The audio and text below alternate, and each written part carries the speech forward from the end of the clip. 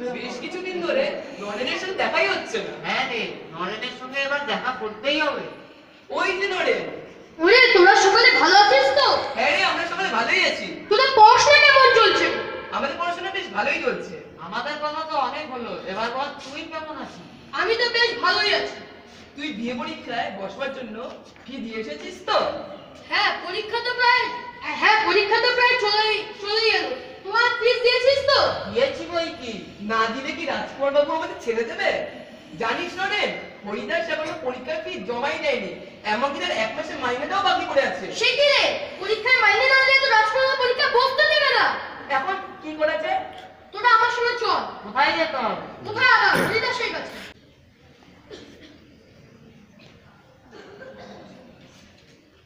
হরিদাস, ও হরিদাস, ও নরেন বুঝি? তোর বলে পরীক্ষার ফিটা দেওয়া হয়নি? আরে পরীক্ষা টাকা তো দূরের কথা, আমার তো এই মাসের মায়নাটা দেওয়া হয়নি। তোর ইতিহাস এবং ভূগোল পড়া ভালো চলছে তো? ইতিহাস আর ভূগোল পড়ে কি লাভ আছে যখন আমি পরীক্ষাটাই দিতে পারবো না? তুই চিন্তা করিস না, তুই ভালো মতো পড়াশোনা কর, আমি দেখছি কি করা যায়। তাহলে আমরা আজকে আসি।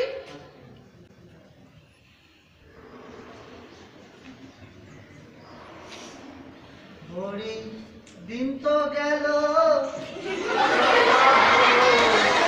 পার করো আমারে।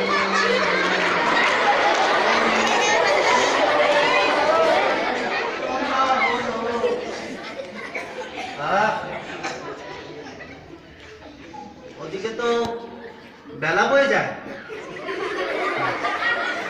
আজকে অনেক অনেক কাজ আছে। আগে আগে আগে কলেজের কাজগুলো সেরে নি, তারপরে তো আবার একটু নেশার আড্ডা।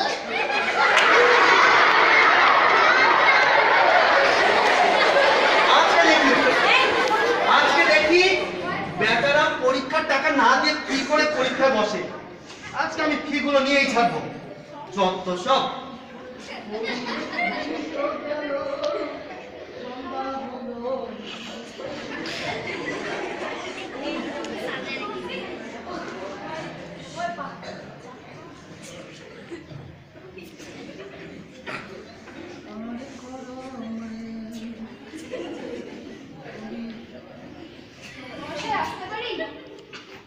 কে?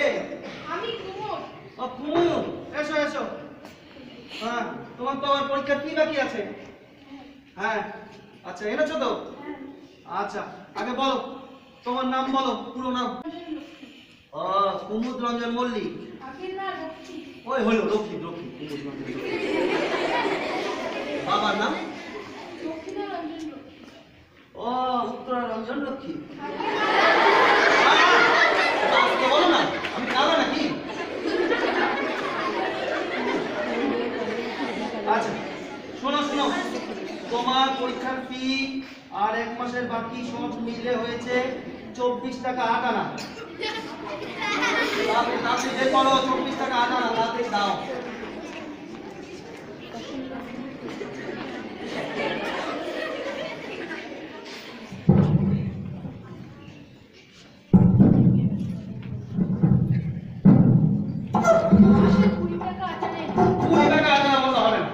আমার 24 টাকা 8 আনাই লাগবে, না হলে পরীক্ষা বসতে হবে না। এবার দাও দাও, সোয়েটার না টেনে কারে টাকা বের করো।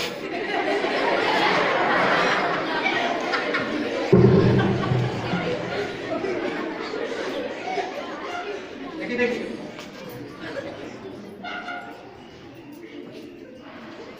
ঠিক আছে ঠিক আছে, তুমি যেতে পারো এবার।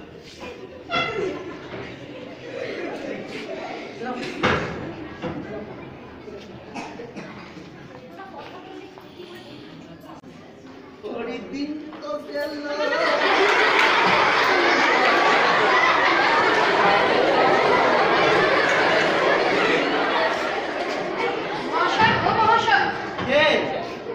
নরেন বুঝি? হঠাৎ কি মনে করে? মহাশয়, আপনি যদি অনুগ্রহ করে হরিদাসকে পরীক্ষায় বসতে দিতেন তাহলে ভালো ফল করত। হরিদাস? তোকে চ্যাটামি করে বাদামি করতে হবে না। ও যদি মাইনের টাকা না দেয় আমি ওকে কিছুতে বসতে দিব না। আপনি যদি অনুগ্রহ করে ওকে বসতে দিতেন তাহলে পরীক্ষা ভালো ফল করত। বলছি তো, তুই এবার যেতে পারিস। ওকে মাইনের টাকা পরিষ্কার করতে হবে, তারপর ওকে আমি পরীক্ষায় বসতে দিব। মহাশয়, আরে বলছি চলে যা চলে যা। এসছে বন্ধু প্রীতি। আমি কি বসতে দিব? আগে পরীক্ষার টাকা। ও আজকে তো এই পর্যন্তই থাক, আবার তো আমাকে যেতে হবে। ওরে, দিন তো গেল।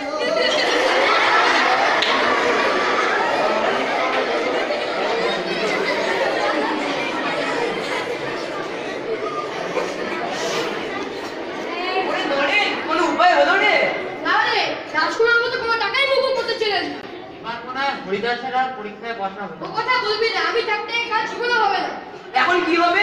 রাজকুমার বাবু তো সব পরীক্ষায় 1 পয়সা ছাড়বে না, আর সবসময় গান করতে থাকে, হরির দিন তো গেল, সন্ধ্যা হলো, পার করো আমারে যত সব। তোরা এখন বাড়ি যা, আমি ভাবছি এই কাজে কি করে। তোরা এখন বাড়ি যা। আসি।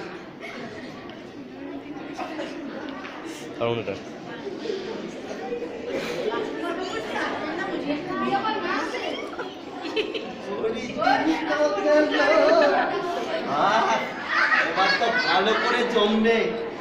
কি রে, এসে গেছিস তোরা? আয় আয়, এনেছিস তো? ঠিক আছে, চলো চলো।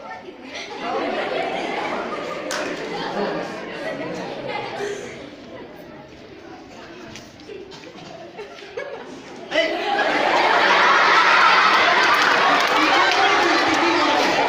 আপনার থেকে একটা কাজ ছিল। এখানে কিসের কাজ? তুই এখন যেতে পারিস, যা। এখানে কাজ কর। আপনি যদি হরিদাসের বাড়িতে মুকুব না করে, তাহলে আপনাদের কুকুরের কথা আমি করে সবাইকে বলবো। কিসের কথা? শোন শোন শোন, বাবা বলেন এইরকম করে না, ভালো ছেলে তুমি। তুমি হরিদাস হরিদাস হরিদাস তো ভালো ছেলে, কেন পরীক্ষায় বসবে না? হ্যাঁ ও পরীক্ষায় বসবে, ওকে বসতেই হবে পরীক্ষায়। আর যে মানের টাকা মুকুব মুকুব, তুমি চিন্তা করবে না একদম। হ্যাঁ হ্যাঁ, তুমি আসতে পারো আসতে পারো, যাও বাবা যাও। আজকে নেশার আড্ডাটাই আমার মাটি করে দিল। হরি ধুত।